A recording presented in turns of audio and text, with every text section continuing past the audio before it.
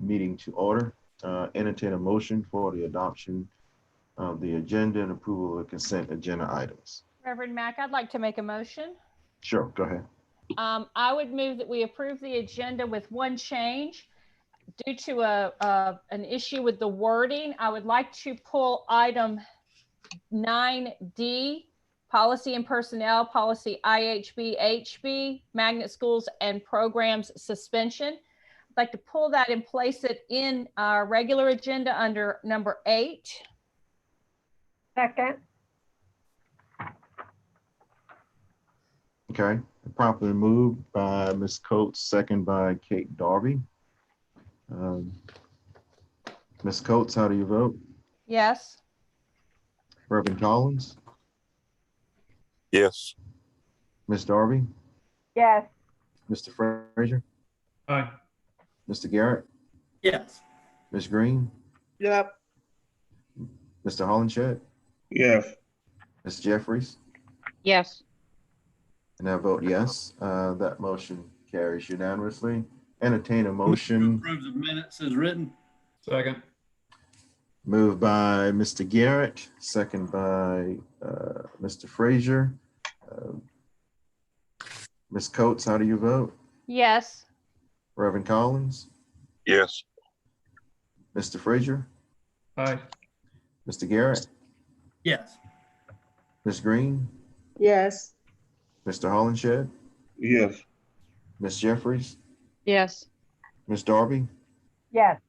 And I vote yes. That motion carries. At this time now, we'll entertain a motion to convene into executive session. So moved for the purposes stated in the public notice. Second. Second. Properly moving second, all in favor by know by saying aye. Aye. Aye. Are there any opposers? Hearing none, we'll now move into executive session. So we just hit join. Yes.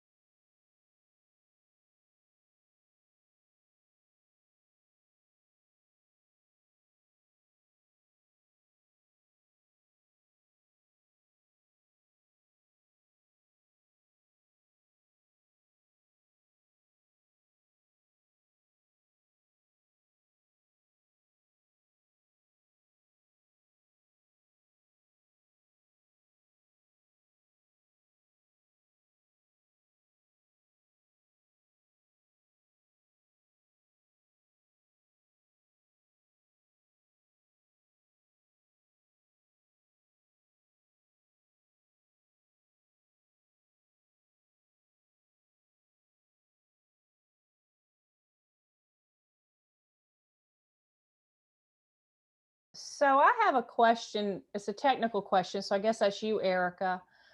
When we superimpose the agenda onto the screen, I'm unable to do it takes over my screen and I'm not able to go through board docs and look at accompanying materials. Is this on for the benefit of the public as well? Can they see that? Okay. Yes, they can see everything you see on our screen. Okay, we can leave it this way. Erica, so Ms. Coates, can I just let you know, if you move your cursor at the top of your screen, there's an option that says view options. If you exit full screen, then you can have that screen open and still manipulate other things on the computer. Yeah, I'm getting that message from Chris, but I think y'all highly overestimate my ability to do those things. So I'm just going to stay right where I am and go with what I got. Okay. But thank you both for.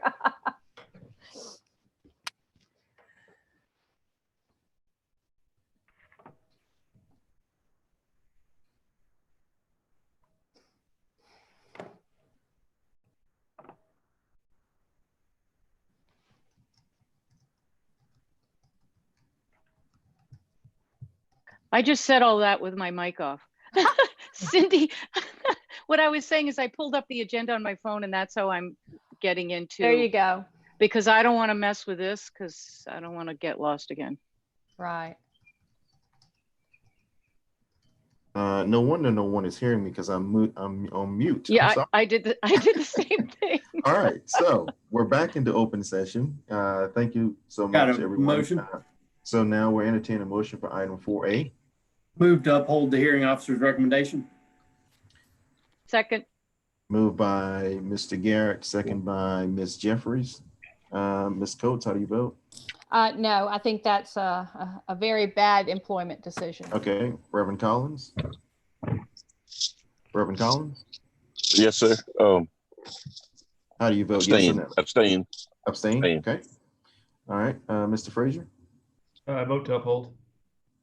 Mr. Garrett? Yes. Ms. Green? Yes. Mr. Hollenshed? No. Ms. Jeffries? Yes. Ms. Darby? I vote no. And I vote yes. That motion carries 1, 2, 3, 4, 5. 5 yes, 2 no's. I'm sorry, 5 yes, 3 no's, and 1 abstention. All right, item 4B. I would make a motion, Mr. Chair, that we delay this until the June 8th Committee of the Whole meeting. I'd request that we have a special called meeting at that time. We promised the parents that we would have a decision by June, so I do think we should have it as soon in June as possible. So my motion is to have a special called meeting after the June Committee of the Whole to consider this item. Second. All right, it's been moved by Ms. Coates, second by Ms. Jeffries, to delay until the June 8th Committee of the Whole, a special call meeting. Ms. Coates, how do you vote? Yes. Reverend Collins? Yes. Mr. Frazier? Aye. Mr. Garrett? Yes. Ms. Green? Yes. Mr. Hollenshed? Yes. Ms. Jeffries? Yes. Ms. Darby? Yes. And I vote yes. That motion passes unanimously. At this time now, we will, Ms. Darby, if you could please inform us of the open public comment. Yep, we have just one public comment from Miranda Boozum. It's about returning to school, and just a real quick synopsis. This has been sent to all board members, but basically she's saying that based on facts and data, students and teachers and faculty would be safe to return to school. So you all should have a copy of that in your email. Okay. All right. Thank you for that information. At this time now, we'll have the superintendent's report. Dr. Postwood.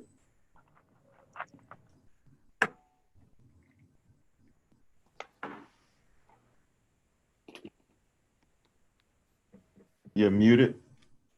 You need to unmute Dr.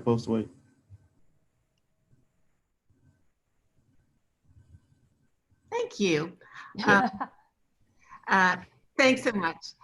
We're getting ready to go over 3 important items with you. We want to sort of a trifecta. We want to tell you what we're doing to close out this school year, talk with you about what we're doing to reopen as quickly as possible for the new school year, and say just a word or two about the graduation ceremonies that are coming up. So as we move to the first slide in the deck, we simply wanted to share with you the report that is online from the Centers for Disease Control. The guidelines keep changing sort of from time to time, but here in South Carolina, we are following, as we understand it, the guidelines we received from DHEC. Centers for Disease Control simply put out some more specific guidelines after this screenshot was published. But as we move forward, we're trying to make sure that we stay in line with the best recommendations to keep everyone healthy and return to a full start just as quickly as we possibly can. The next thing we want to do then is to talk a little bit about closing out this school year. As board members know, most of our staff members returned last week. Teachers closed out instruction with children for the most part on Friday and are coming back to school over the next couple of weeks on split schedules to close out their classrooms, finish the year-end records, get things ready to have their schools painted or renovated in the cases where that's happening, and beginning to get together their plans for this fall. If a teacher or a staff member were unable to come back to work because of immune deficiency concerns or health conditions, we took that into consideration. And starting July 1, we will be following the federal guidelines that have been published regarding employees returning to work. We've done quite a lot to put some health and safety precautions in place, and I'd like to turn it over to Jeff Baroe to talk about the work that he and his team in operations are carrying out. Jeff? Thanks, Dr. Postwaite. For board members, just rest assured that a number of, I think, very critical protocols have been put in place to protect the safety of our employees and the people coming to campus to take care of business before school ends. We've established standard operating procedures for drop off and pickup for the schools, for collecting student personal belongings in the schools, as well as the return to work for both district staff and the schools. Right now, we're in the process of finalizing the safety protocols for the in-person graduations that we're looking at moving forward with. From just a top level perspective, we've increased disinfection by our custodial staff. We're requiring personnel in the schools walking through common space to wear a mask until they get to their private space. We're keeping the doors open where possible, interior to the building, to minimize the contact on objects. We've installed wall-mounted soap dispensers in a lot of locations, both in schools and in district staff spaces. Finally, from the continued support for the kids, we are continuing with our Summer's Meals program as it has been in place so far, delivering to all the sites with buses planned through the end of June. We're going to begin bringing on community partners like we do every summer. Unfortunately, it looks like the list of community partners is significantly less than it was last year, but we'll continue to reach out to organizations to help us with that process and hope that we continue to provide the summer meals as we've been doing until school starts. With that, that's all I've got on this slide. Thank you, Jeff. As we move on to the next slide, then, we want to show you what we're doing to begin to get ready to reopen. At the top of this slide, you'll see a bar that says the CCSD School Reactivation Task Force. That will be a group of about 20 people that will take feedback from all the different units on this chart. Right, our staff members are busy on the instructional side and on the logistical side, looking at all the components of bringing children back to school. On the instructional side, we have to think about the students and the personnel. With respect to students, we need to know now which students will come back to school in person and which students' parents are not ready to send them back to school in person and would like to enroll them in a locally sponsored virtual option. With our personnel, we're sorting out, hoping that almost everyone will be able to come back to work, but we are sorting out the assignments for those who fall into categories that don't make full-time deployment a safe enterprise for them. As we're looking at schedules then for students, we're looking at staffing for teachers. And as we consider student schedules, over on the right-hand side of that decision tree, we look at the logistical concerns. We have to figure out the capacity of our facilities, the transportation, logistics, how we provide for continuous sanitizing and take care of the healthcare needs of everyone. Meal services, as Jeff has said, is a big part of that. The sanitization of playgrounds, all the spaces within the school, the buses in between runs, and so forth. In red on that chart, you see the number of students per bus. That, as we understand, will not be a school decision. That will be a decision. We'll see here in Charleston how that plays out for us, but it is our hope to be able to get all of the children to school so that we can have a continuous start up for school and not have to have alternate days of instruction. However, we do have 3 different committees of teachers and other staff looking at what those alternative schedules might look like. Up in the yellow box, we don't yet know the start date. We know that right now children are expected to return to school the 3rd of August. We believe that with the state's assistance, students will be returning at least in grades K through 8 the 2nd week in August, which means our teachers will probably be showing up the 1st week in August. All of that preliminary funding. So we have the big question on the side of cost. We know that we cannot incur significantly greater costs. We have to stay within budget because next year is going to be a challenging year for everyone. So these are the things that we are thinking about. And as we move to the next slide, we wanted to simply show you how all of this information down in the bottom of this hierarchy feeds up into the reactivation task force. So the next slide shows reactivation task force members. We're anticipating, we have confirmation that a representative from the Medical University of South Carolina will serve on the task force, as well as Dr. Richardson from DHEC. 2 principals, 2 teachers, and 2 parents will serve, as well as the district division leader, head the divisions that have to pull all these systems pieces together.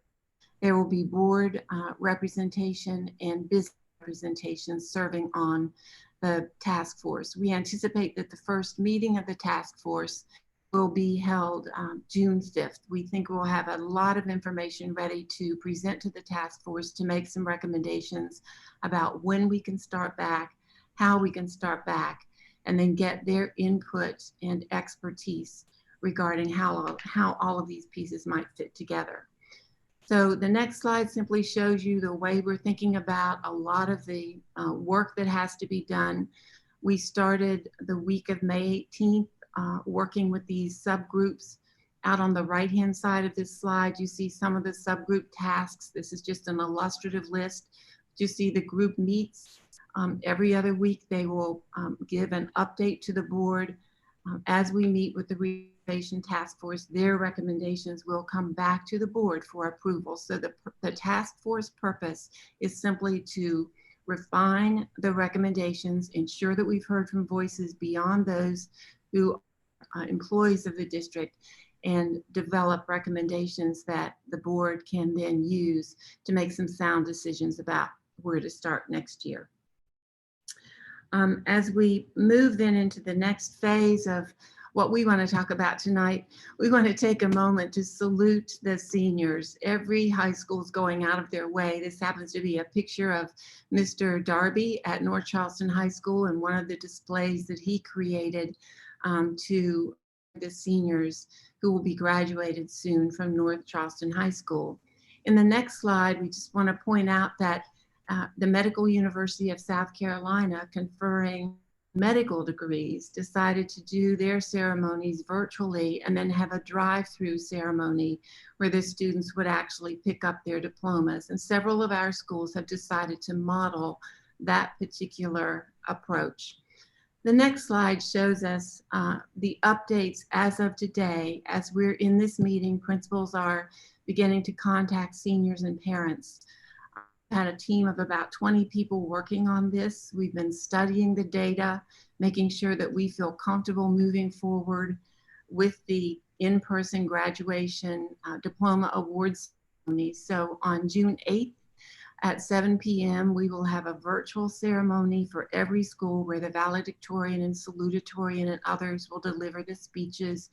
All of the pomp of the graduation program is delivered. And then on the dates that are listed, 15 of our schools have established a time for students to be able to arrive. They will likely have two approaches to arriving. Walking up on the stage and receiving their diploma.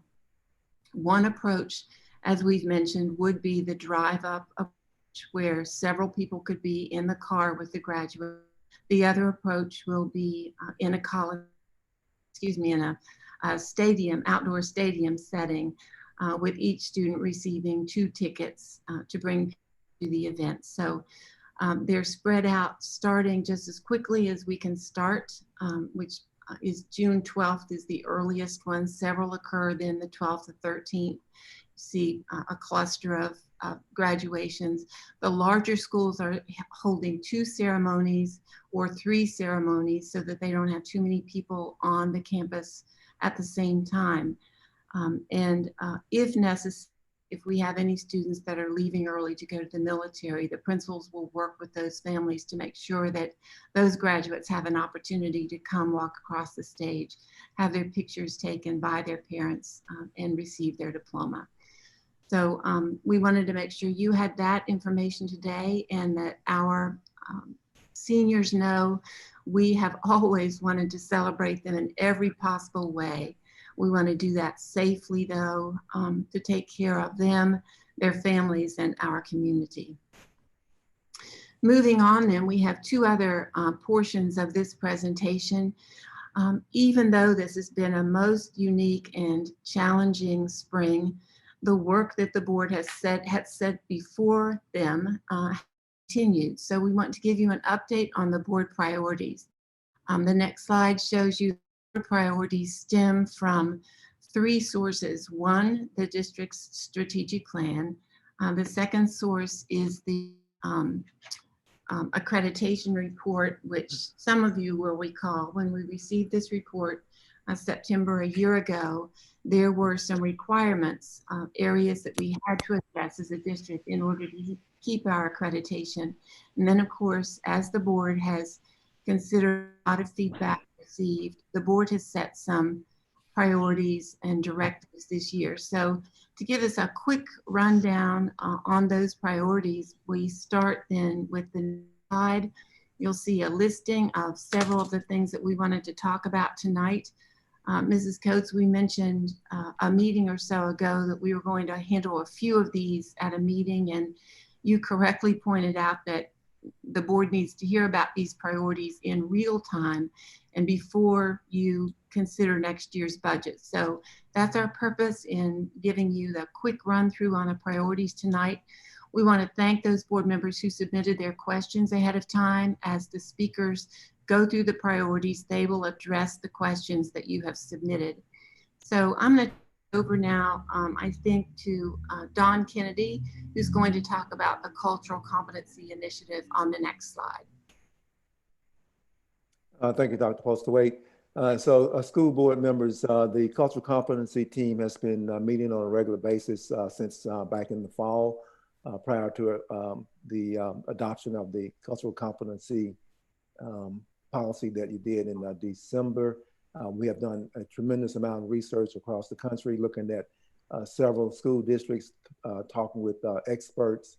We have the external advisory group comprised of 12 community people here in the Charleston area. And based on all the research that we've done and the work that we've done, we have a plan in place that we plan on rolling out the professional development over a 3-year period versus a 1-year period. The purpose of a 3-year rollout is that based on our research, a quick rollout of something like cultural competency is not it's not feasible in terms of sustainability, ensuring that employees understand what's going on with the initiative. One of the big challenges that we were advised of is that we had to have a common language that could be used across the system so that everybody could have understanding when we talk about specific issues of race, specific issues of what does inclusion mean.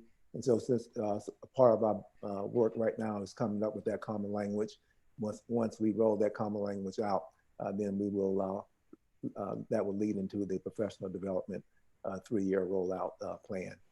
We have developed a job description for a diversity and special projects position. We've vetted that through HR, through the learning services, and it is currently planned to be a report into the chief academic officer. And then finally, we're exploring collaborative work with learning services, and then we, in this case, being the cultural competency team, to ensure that the educators or the teachers' pedagogy and the curriculum materials that our kids are exposed to are culturally responsive, as called for in the policy that the board adopted back in December. Next slide. And I think this is for you, Ms. Belcher. It's actually Jennifer Coker. I'm going to take this slide. Okay. So we had board priority of social emotional learning and expanding our mental health support. So during this school year, we were able to continue our contract with Charleston Dorchester Mental Health, which provided a global contract of services.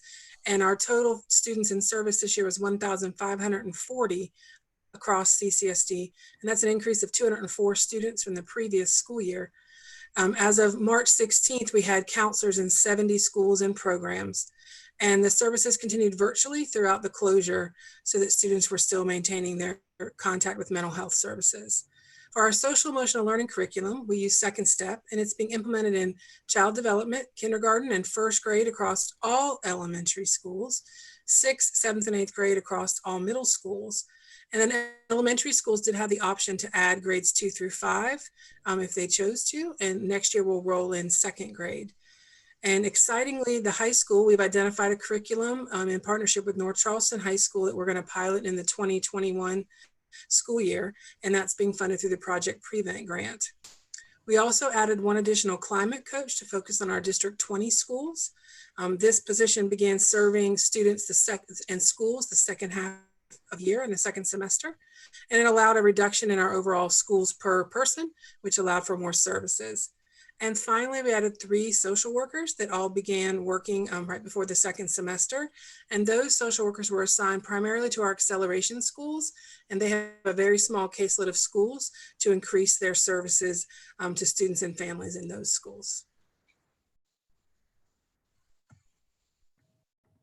Thank you, Jennifer. And as we transition, the rest of the board priorities, we've given some updates along the way, but we wanted to make sure that we step back and gave a more comprehensive overview. So I'm going to cover these very quickly. I do want to stop and just reinforce what Dr. Polsterwaite highlighted, that I joined the district in January, and all of these projects had begun long before that, and are a credit to many of the staff members on this call that despite the distraction, I'll say, of COVID-19, this work has moved forward, and we're well positioned on a majority of our priorities to launch well. And as board members will see in the budget proposal, despite, again, real challenges on the revenue front, we're prioritizing continuing this work to make sure that the kids that we're most worried about are getting increased academic options. So specifically around increased access, we did expand, as was directed, our gifted and talented. We've hired more teachers. That will allow more kids to get exposure to gifted and talented classes, but it will also increase the ratio of time that students spend with gifted and talented teachers. Instead of 1 time a week, that should be 2 times a week in many of these places. We have launched a 3-year effort around honors classes. This year, the focus will be on Algebra 1 in science and social studies, but the plan is to do that over a couple of years so that middle school students have access to honors courses. And then this coming freshman class at West Ashley High School will be the first class to have the option to enroll in the College of Charleston's Scholars Academy. In the first year, there will not be dual enrollment, but the aim is that we'll have it all set up so it'll be ready to run when they're sophomores and moving forward. On the next slide, we just an update on the partnerships. While Meeting Street remains our sole partnership with a particular school, we did receive several applications from key partners that are pivotal to the work that we're going to do over the next few years. One is the University of Virginia, which is widely recognized nationally as having a real point of view and framework around turnaround schools. So Dr. Williams, myself, and Ms. Simmons participated in the boot camp earlier this year, and some of our acceleration principals will be participating in a summer program around the key levers that we think are going to improve outcomes for kids. And we're also continuing to have some meaningful teacher pipeline programs with the College of Charleston and the University of South Carolina, with a residency program at Miminger, which we moved from Shakur to Miminger because it fit well with the new principal's vision of the academic program that she wants to build at Miminger. And at USC, we're just going to delay the launch until second semester to make sure that we're being thoughtful given the changes that are happening in the C.E. Williams campus next year. On the next slide, we're going to go through, and Mrs. Coates, I will say that the data here is a lot of it, and essentially it says that there's been no significant change in student populations for moving from partial magnets to constituent magnets. And there was a sense that some of our magnet schools may be passing by students that live locally in order to go to other students and attract them to those districts. That doesn't seem to be true, but this data is not complete as yet. So this slide shows the applicant numbers between last year and this year to each of the formerly partial magnets. Now, as you look through and you see great variation, it really does depend on what exactly was happening in particular schools. So for example, at Hot Gap, the difference reflects the fact that there's no longer a fifth grade at Hot Gap. That large number at Lang Middle School between last year and this year, in 19 and 20, Lang was rezoned, as was Jenny Moore. So they asked all current in-zone students to reapply. So that number looks a little larger. It doesn't reflect all the in-zone students, but that was the reason why there's a difference between the two. But it gives you a sense that in general, the trend has been similar. On the next slide, this is the 40-day count on exactly from where each group students are coming from, whether it's in constituent district, across the county, or in zone, or in those rare cases, out of county. If there's any students out of county, that means the list in the other places had already been exhausted. This was, again, from now 2 years ago, admissions class. The next slide shows last year, or this current school year's admission class. Now, until we get to the 45-day count, the best comparison would obviously be a similar slide for the incoming class, but we haven't yet completed enrollment or registration. So we don't yet have a complete picture of who's actually going to enroll in these schools. But on the next few slides, thank you, we can show you where we're actually seeing those students that are entering in, whether if they're in constituent district or outside of constituent district. One thing to flag is that in-zone students don't actually have to apply, and we have a small number on each of these schools that does reflect that some in-zone students have. Because it can cause trouble with other school choice decisions, we have to leave those students in the system, but by no means does that 5 students in 1920 or 46 students in 2021 reflect the actual in-zone applicants to Ellington, just to give you a sense.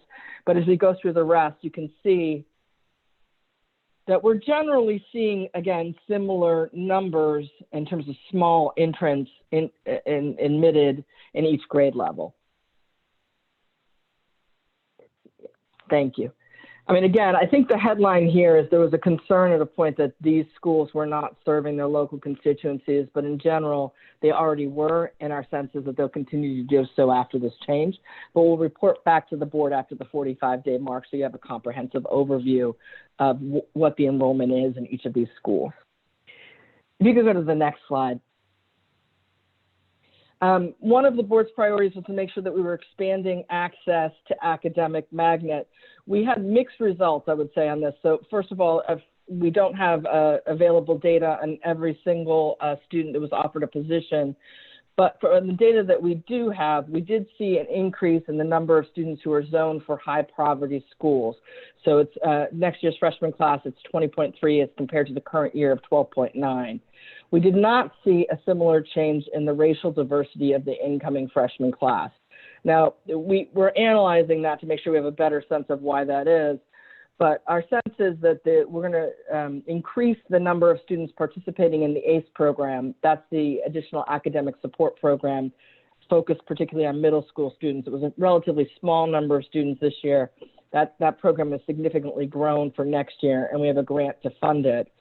And we're making sure that if there's anything else that we could be doing now to increase the racial diversity over the long term, that we'll come back to the board and propose that as we have a better sense of the data. Next slide. As requested, we have expanded the attendance zone for Ashley River Creative Arts. It's going to begin with this incoming kindergarten class. At this point, we're saving about 33 seats for the kindergartners. Again, since registration and enrollment hasn't been completed, we don't have a sense yet of how that's actually going to affect the overall diversity in the students served at Ashley River Creative Arts. Next slide. A few key facility updates just to make sure that it's on the board's radar. Obviously, as we approach the Phase 5 Master Building Plan, all of this depends a bit on that and the passing of the sales tax referendum. But the plan is to build a new Ladson Elementary, a new Lambs Elementary, and ensure that there's an early childhood and family engagement center. We did already complete the effort to reconfigure Hot Gap, so there's no longer any fifth graders attending a Hot Gap middle school. And as this board knows well, we've merged the two campuses into one new C.E. Williams with the sixth grade on one campus and the seventh and eighth grade on another campus. Long term, Mr. Barohi is leading a committee of parents and community members to figure out the long-term facilities vision for the middle school program in D10. Next slide. And then, as I've shared prior to this on the acceleration schools, the board put 15 schools into an acceleration designation, 11 elementary schools, 2 middle schools, and 2 high schools. One of the elementary schools, Burns Elementary, will transition fully to Meeting Street for the next school year. The remaining schools are going to receive additional support in talent, academics, and specifically in community engagement to make sure that whatever we're doing in these schools we can sustain and that the community supports long term. These schools do have an option to pursue state waivers similar to what Meeting Street has done.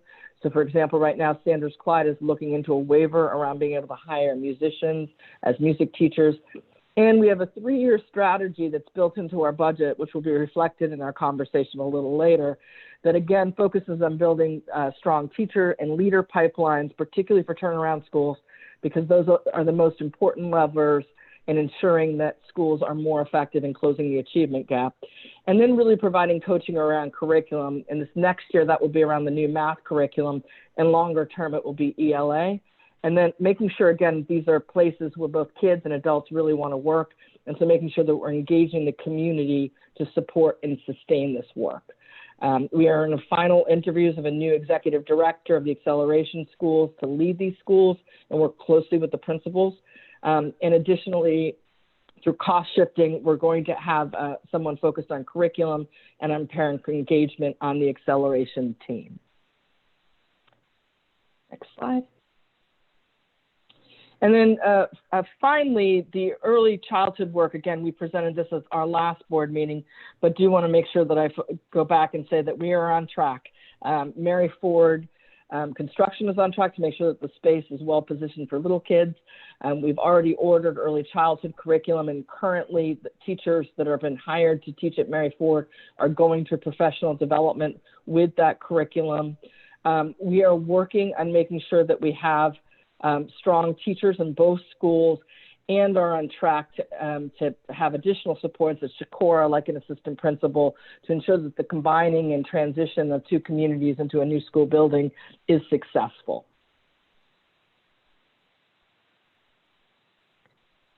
And I believe that that is the end of all of our updates around, oh, nope, Houston Miminger, very important, sorry. Houston Miminger, again, this board has already heard the highlights of this, but this is a highly successful. So right now, the Miminger principal is working with leaders on this call around what the enhanced academic program will look like at Miminger and what that means for acceptance into third grade at Butte. We will come back to the board with an update on that. We are filling positions at Miminger, and as you know, we offered approximately 61 students positions at Miminger through the school choice lottery. And at Butte, we've had the expansion classes, and as you've seen, as we shared with the board prior to this, that entering class will be more diverse than it has been previously. So at the high level, this is our update on our board priorities. And again, I think despite a lot going on with the larger context, I'm very proud of the work of the team that has done and continue to do, again, long before I came. Thank you, Carolyn.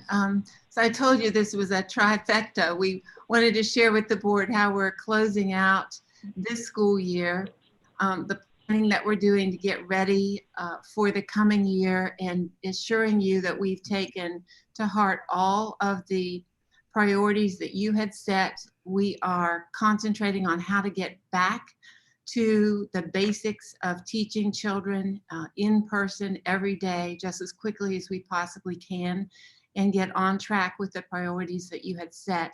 That then leads us into Mr. Kennedy sharing the budget overview slides. The board has seen almost all of these slides at least once. Some of you have seen them more than once, but Mr. Kennedy's slides are on the screen now, and I'll turn this final section of the budget overview over to Mr. Kennedy. Thank you. Thank you, Dr. Postlewaite. So this is the presentation of the fiscal 21 budget, the first reading, which the board is scheduled to vote on to approve next month in the second reading. So the as Dr. Postlewaite indicated, as Ms. Belcher has been speaking of, and will speak more in this presentation, this budget does address the board priorities, the strategies that you all have developed over the last year and a half or so for student outcomes. And so we have been able to fund those priorities. We've been able to do that in a really extraordinary year of economic downturn for the state and for the county. And we've been able to do that without proposing a millage increase for next year. So this budget does not contemplate and does not propose a millage increase or tax increase for the citizens of Charleston County next year. And the way we've been able to do that largely is through fiscal responsibility. One of the things that we've done this current year, we've made significant reductions in the fiscal year 20 or current year spending, and we've taken those funds to use to help balance the budget and fund these investments for next year. The other thing that we have done over the last 4 or 5 years, we have significantly increased our level of fund balance, and that has allowed us to be able to, again, make these investments and to do so without a millage increase. Next slide, please. This presentation here, a set of numbers, are the numbers that we presented to that were approved by the Audit and Finance Committee earlier this month. I distributed late last week, I think it was Thursday, maybe Friday, the budget book, the first reading budget book. On page 4 of that budget book, I have a reconciliation that shows a difference between the numbers that the Audit and Finance Committee saw and what was in the budget book. That difference is roughly $3 million of additional revenue and roughly $3 million of additional expenditures. And those are driven by because of three areas, actually. One, once we were developing the budgets school budgets back early in the year, since then we've got updated enrollment projections. And so we have an additional 1,059 students. That's driving additional revenue from the state EFA funding. It's also driving from an expenditure side, additional staff to support those students. In addition to that growth, our 135-day numbers were higher than what our projections were last year. And so again, that drives additional revenue to the district. So the majority of the $3 million or so of increased expenditures that are reconciled on page 4 of the budget book are related to additional staff, about $800,000, additional staff for support students in schools, and an additional $800,000 or so associated with reconciling the development of the budget initially using average salaries, and whereas we are now doing the reconciliation, look at actual salaries. Next slide, please. This slide depicts some of the investments that we are making this year. And again, Ms. Belcher will go into some more detail, but the pictorial here shows that for the left-hand side, for college and career readiness, we're going to the 4th year of the expansion of the early college high school, one of our successful programs. Of course, we're opening up the Lucy Beckham High School this fall, as well as the new CAS up in North Charleston. The middle part of the slide here, academic development and supports, additional supports for exceptional children, as Ms. Coker has briefed the board previously, classroom model enhancements, curriculum support for gifted and talented students, and additional teachers for our students who are English language learners. And then over on the equity side, significant investment in the 14 acceleration schools. We'll hear more about that shortly, as well as more coming in regards to the Early Learning Center and the Parent Engagement Center up in North Charleston at Mary Ford. Next slide, please. This budget summary here shows the summary of the revenues and the expenditures and the gap that we had. Projected revenues of $538.4 million, plus the additional amount I mentioned in the reconciliation. We start with the base expenditures where we expect to end fiscal year 20. That's the $533 million. And then to that, we add the different increases. We always have these required increases, and now we'll talk about those a little bit later in the presentation. And then below the required increases are those things that are either associated with academic achievement with the board priorities or expansion of supports of that work. And then and again, later in the presentation, different chief officers will talk about those respective areas. The CARES Act funding here, we show a negative. We anticipate actually $13.4 million is the projected amount by the state that Charleston County will receive. The current understanding from the federal government is that those dollars would come to the district in a special revenue fund, not into the general fund. And so in order to be able to support the general fund, we have to actually transfer expenditures from the general fund over to that special revenue fund. And that's what's driving that negative number there. But certainly it supports the district's efforts. And so when we do the computation, the gap is $33.4 million, and where we started to where we had to balance. The proposed solutions are at the bottom here. Assigned fund balance, $9.2 million. And this is where we have set dollars aside for specific use. For instance, early college, as an example, we have $3.5 million left over for the mission critical that the board put into assigned fund balance last year. And so those types of preparations for future use.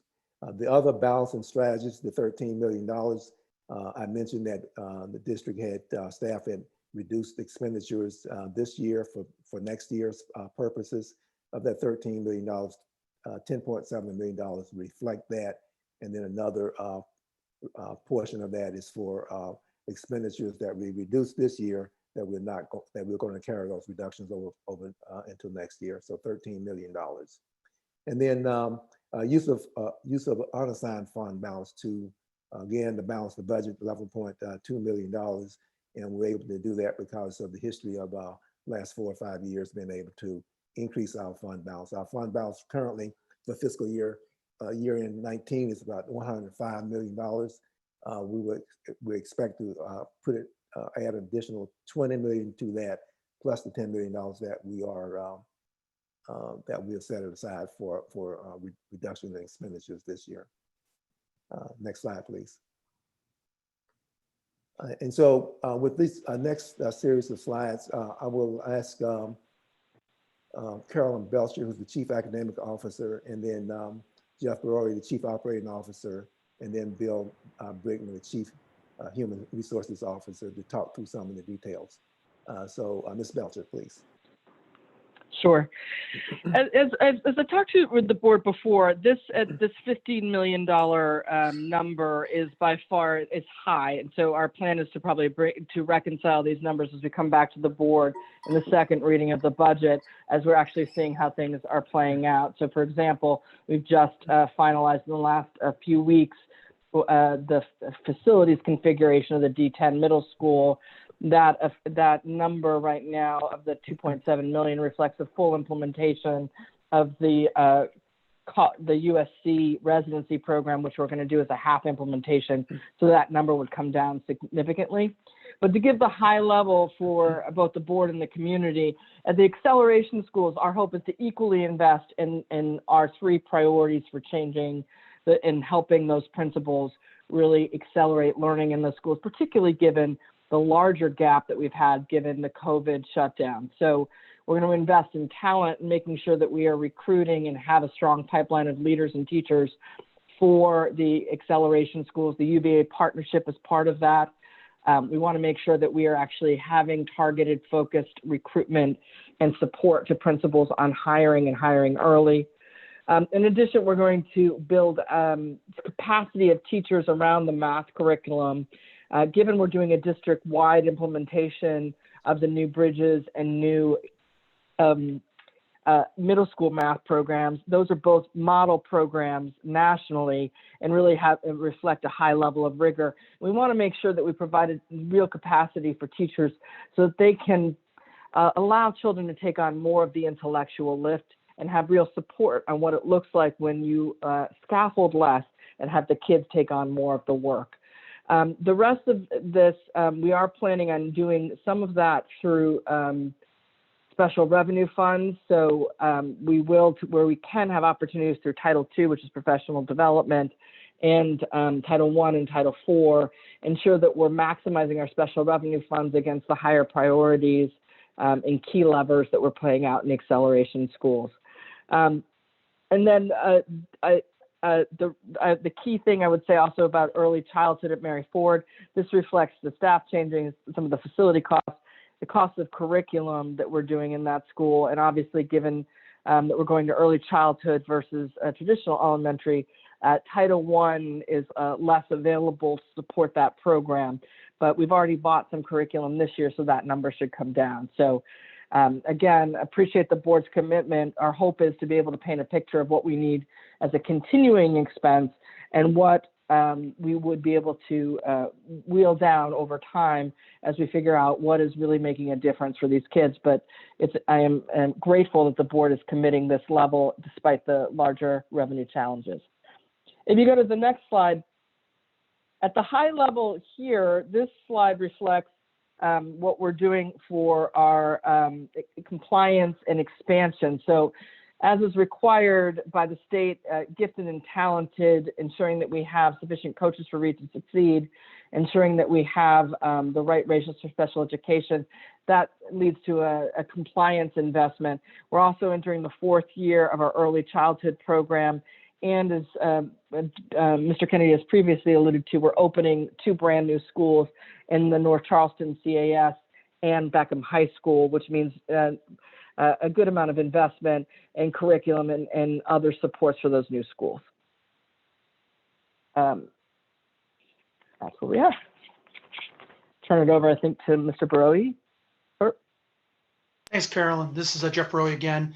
Just giving you a few wave tops off of these 5 categories to give you an idea of what they're all about. The first 2 are related to transportation, the first of which is the brand new contract, allowing the contractor to pay the drivers and site managers more in hopes that we've got a better participation rate. all new buses, all with AC, as well as devices for all the drivers that show the routes.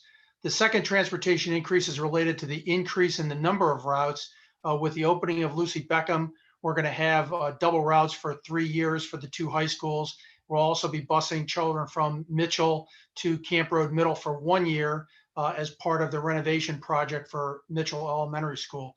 The last 3 items on the list are primarily related to the increase in footprint. This is our largest growth year ever. We're looking at increasing our footprint by 500,000 square feet, and that results in an increase in utility cost, number one, but it also an increase in contract and staff support. The contractual obligations involves the custodial, grounds maintenance, solid waste, elevators, sprinklers, pest control that goes with more building, as well as having a couple more SROs at those locations, the North Charleston CAS and Beckham High School. And then lastly is the catch-all, and that's the other requirements. And that includes increasing the number of our facility staff by 5 to cover that growth, similar to where we would staff it with educational personnel. We need to have the likewise increase in facilities folks. We've also got a network engineer in there, network security engineer in that position, in that line item, which we don't have, as well as some security increases. With that, I'm going to turn it over to Mr. Brigman. Thank you, Jeff. So on the human resources side, our intent is to give an increase to our teachers, a step increase. It's budgeted for nearly $4 million, but at this point we are waiting on state approval, which from my understanding would probably be around September. So when that's approved, our teachers would see a step increase, and that of course would retro to their first day, their contract day of returning to the classroom. The second item for $893,000 is a phase-in of the removal of our classified hiring cap. So very quickly, that's basically a process that's been in place for over 10 years, where a new classified hourly employee that comes to the district and we're hired into a position, their experience level is capped at 12 years, even if they have greater than 12 years. This $893,000 will allow us to move forward with a 15-year cap, but the goal over the next couple of years is to remove that cap and have this look the same as any other position that we hire for. Our IT department, we continue to have issues with recruitment and retention for critical positions in our IT department. We obviously compete with private industry in the Charleston area. We budgeted $500,000. I'm actually, at the end of last week, a review from it was Fox Lawson who conducted our salary study. It's now Gallagher who purchased Fox Lawson. They're completing that process. We are looking at a new salary structure for IT type positions that will better help us to recruit and retain. And then other staffing considerations, this line item addresses positions where we might look at upgrades or additional days. Some examples of those are tactical officers at the military magnet. We've reviewed that position for the level that it fits in our classification structure, as well as the number of days. So the tactical officers have a large number of days that they work during the summer with our students, and we wanted to capture that as part of their annual salary. Other positions being looked at as part of that are head football coaches, our band directors at our high schools, also our math teachers. 2 years ago, when the math salary structure was rolled out for high poverty schools, we're continuing to monitor those schools that qualify as well. So that's it for the human resources piece. I think I turn it back over to Mr. Kennedy.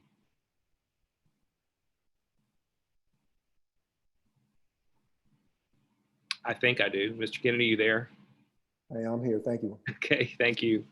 Anyway, this slide shows some changes in schools that were planned by a committee that was comprised of principals and central office staff last fall.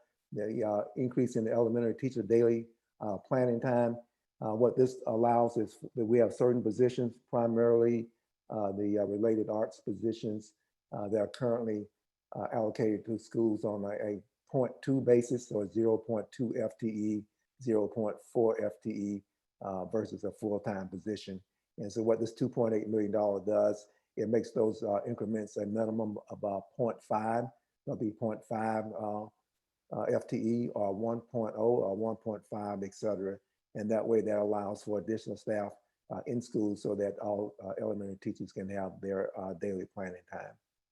The next one, the $715,000, is to assist the Ms. Belcher and her team to be able to develop a pipeline of talent for with assistant principals so that they can be poised to be able to step into the principal role at some point. And then the last one here, to correct some of the data integrity concerns that we have in schools, this $325,000 is designed to develop a training program to be able to better support our data clerks in our schools. Next slide, please. And then finally, with the dollar increases for this next year's budget, these are the required increases that we see every year.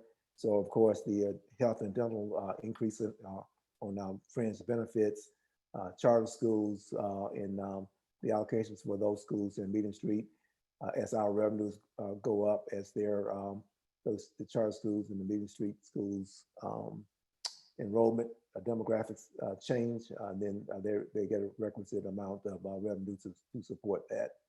When we do the 7-day enrollment count in September, later this fall, then we have a reserve to accommodate that any changes there.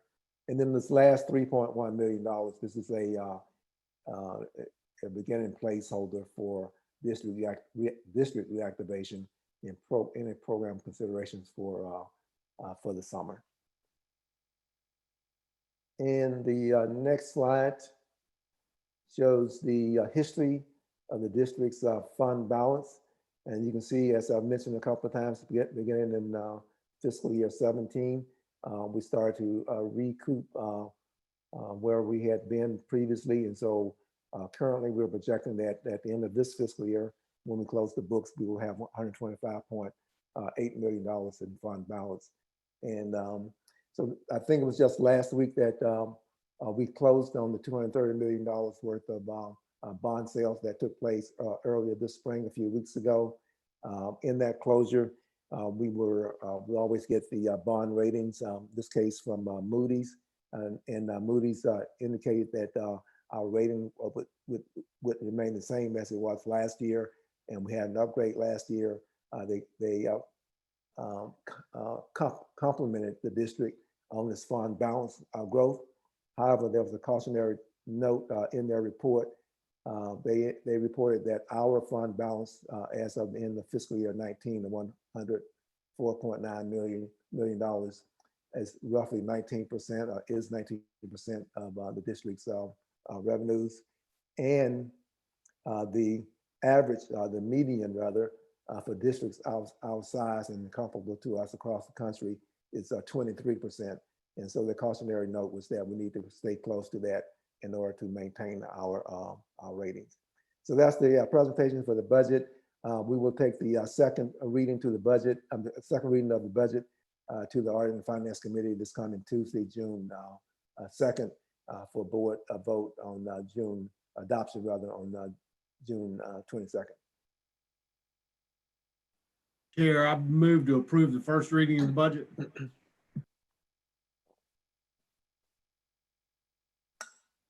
Second. I'm sorry, I was unmuting. Second.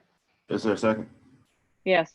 All right, probably moved by Todd, second by Priscilla. Are there any questions? Yes. Reverend Collins. I have a couple questions. Mr. Kennedy. Yes, sir. Currently, there's about 100 million in the fund balance from 2019. That's correct. Yes, sir. Okay, and so all right. So, how much of that money will be carried over? Is being carried over the new budget? Well, we expect to use it's $11.2 million just to balance the budget, and then we have another $9-point-something million of assigned fund balance. And as I indicated, we would we saved $10.7 million in this year's budget. And the way we use that 10.7, we have to put it into fund balance, and then it goes to support the next year's budget. So roughly about 20 million coming out of fund balance. Roughly. Okay. The CARES Act. I think it showed about $13 million. You anticipate? 13.4, yes. So what is that money to be used for? Everything So we have not received guidance from the state yet on that. Across the country, some states we've been working with the Council of Great City Schools, and some states have given guidance to their LEAs, their school districts. And we have not received that guidance from South Carolina Department of Education yet. And so once we get that, we will apply for that 13.4, and then we would use it accordingly to the guidelines that we receive, or we would recommend that they be used that way. So just to make sure I understand, the CARES Act, is the money coming through the federal government or through the state? Well, it's generated from the federal government, but the federal government distributes in all cases, distributes the dollars to the state, and then the school districts have, each state's Department of Education is responsible for getting a set of guidelines out to their districts based on overall guidance from the federal government. It's federal dollars, but it flows to the districts through the states. I understand. Now, the money in the budget, last year's budget, unused revenue, unfilled positions, savings, money that was not used. Does that appear in this budget, or how do we identify that money as we move into this budget, the unused money from last year? Well, as I indicated earlier, the $10.7 million that we reduced the budget this year would be used to support the budget for next year. Included in that was, for example, was $2.7 million of where we froze positions. So instead of hiring back in March, we froze positions in March and April and going into May. And so that saved $2.7 million. And that $2.7 million then goes to help balance next year's budget. Are we expecting any other revenue this year, whether it be grants or any other revenue sources coming in that will impact the budget? I should have said earlier that in my presentation, we will have to come back to the board in the fall for a revision of this budget because the state will not adopt this budget until I believe it's September, sometime this fall. Mm-hmm. So once they adopt their budget and finalize their numbers in terms of state allocations to districts, then CCSD will have to amend its budget to react accordingly. And lastly, you did say there will be no millage increase, right? No tax increase. No tax increase, that's correct. I'm happy about that.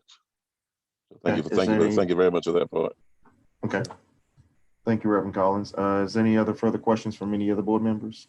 Reverend Mack. Yes, Mr. Hollinger. Just briefly. Mr. Kennedy, you said that we have a 20 million shortfall, if I said that correctly, for next year's budget that you have to transfer out of the fund balance to bring evenly? Well, I mean, I don't characterize it as a shortfall. We have to balance the budget, and one way to balance the budget in an economic downturn, if districts and their boards have been, been fiscally able to build up a fund balance. The purpose of that fund balance is to be able to get a district through rough economic times. So certainly we're faced with uncertainties. We're faced with potential reductions in our revenues, not potential, there will be reductions in state revenues. And so the fact that we have a healthy fund balance, it allows the investments to continue and for us to go forward with the balanced budget. So that 100 million in fund balance, that is adequate for 3 months worth of revenue for the district? So the state requirement is that we have 8.3% set aside for what they call an emergency fund. And so 2 years ago, yes, spring of 2018, actually with the with the fiscal year 19 budget, which was 2 years ago, the board adopted a modification to the district's fund balance policy. And so what we did, we took that 8.3% and we put it into what's called committed. So it's set aside. It only be used at the discretion of the board for dire emergencies. That 8.3% is half of what the general, with one of the national agencies recommends. They recommend twice that amount. And so, for us right now, that number, the 8.3%, is roughly $40 million, what we're projecting for when we close the books this year, $40 million. And so if we were to adopt the recommendations from the governing bodies across the country for governmental entities, we would have $80 million set aside for that purpose. Gotcha. Thank you. Hey, any further questions? Hearing none, Ms. Coates, how do you vote? Sorry. Ms. Coates? Yes, I How vote do you yes. vote? I Okay. vote yes. Okay, Reverend Collins? Yes. Mr. Frazier? Aye. Mr. Garrett? Mr. Garrett? Ms. Green? Ms. Green?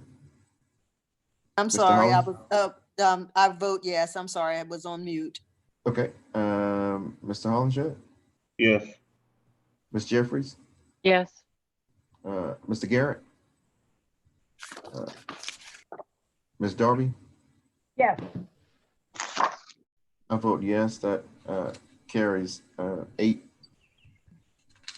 Next item up is information as the capital reports. Is there any questions about the capital reports that was included in the monthly financial report that was included in your packet? Are there any questions?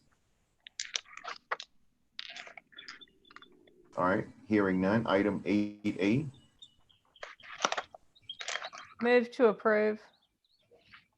Second. Okay, moved by Ms. Coates, second by Ms. Darby. Is that correct? Jeffrey, but I don't care. I'm sorry, Ms. Jeffries. Okay, Ms. Coates, Yes. Reverend Collins. Yeah, I'm sorry. I'm using the cell phone. I don't have the agenda. Can you tell me what the item is? Sure, it's the naming of the Center for Advanced Studies located in North Charleston. The motion is what? The motion is to approve the recommendation of the naming committee. And what is that? That is the Cooper River Center for Advanced Studies. No. Okay. Mr. Frazier, Yes. Mr. Garrett, Ms. Green, No. Mr. Hollenshed, No. Ms. Jeffries, Yes. Ms. Darby. I vote yes, and Todd just texted to say he votes yes, so you might call on him again. He's probably mute. He's got something wrong, yeah. Okay, No. Todd voted, I'm sorry, Todd texted you and said yes for Yes, this he did. item. Mhm. Okay. All right, and I vote yes, and that carries 6-3.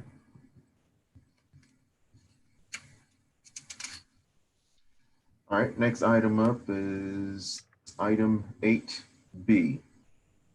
Yes, I have a motion.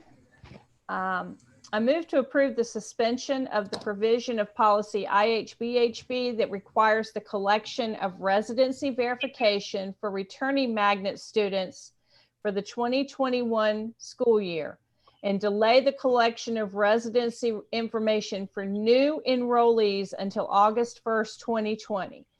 These actions do not exclude charging returning or newly accepted non-resident students the tuition in accordance with policy JFAB.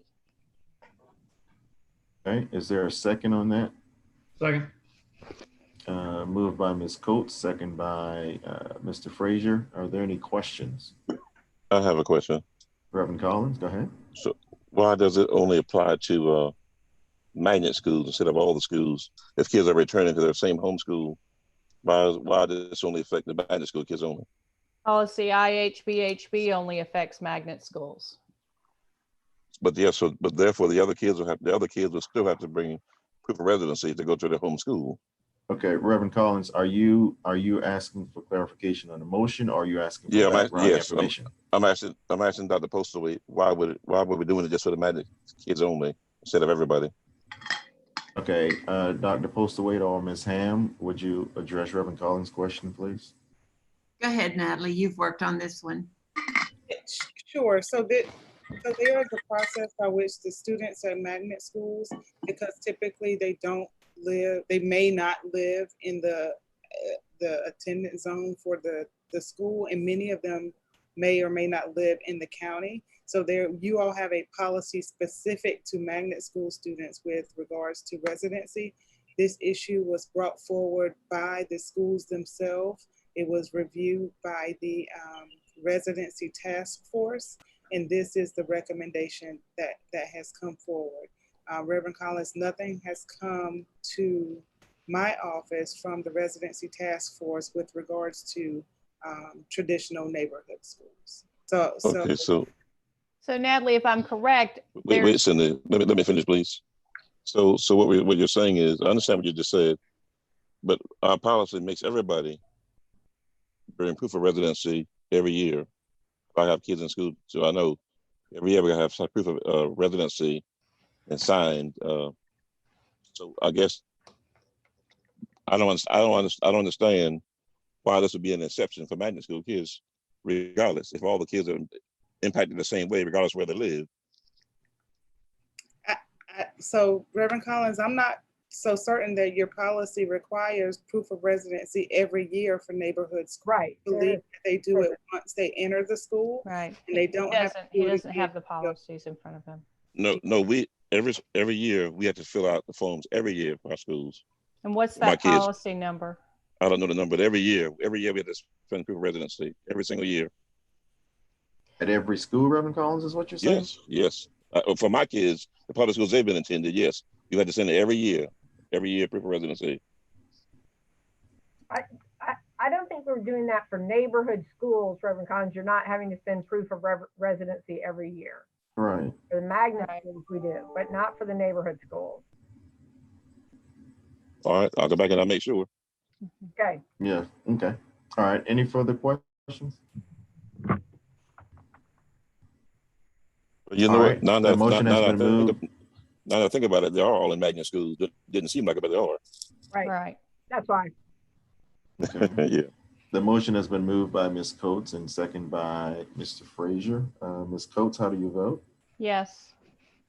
Reverend Collins? Yes. Mr. Frazier? Yes. Mr. Garrett? Ms. Green? Yes. Mr. Hollenshed? Yes. Ms. Jeffries? Yes. Ms. Darby? I vote yes, and Mr. Garrett texted and said he votes yes, and Erica's trying to get him back down. Mr. Mack, Reverend Yes. Mack, would Yes. you ask Mr. Garrett to send you his 2 yeses to your attention? So if he's texting it, can he text it to your phone as the chair? Yes. All right. If whoever is, Ms. Darby, can you relay that message? Yeah. Okay, got it. And I vote yes. Thank you, Mr. Mazik. And I vote yes, and that motion carries unanimously. Move to adjourn. Okay, just 1 second. Just as a reminder, our next board meeting, our committee of the whole meeting is set for June 8th, and our regular board meeting is set for June 22nd. At this moment now, I will entertain a motion for adjournment. Move to adjourn. So moved. This meeting is now adjourned. Thank you, all board members and staff members, and please stay safe. Thank you. You Have too. a good evening. Thank you. Thank you. Bye, everybody. Bye. Thank you. Goodbye.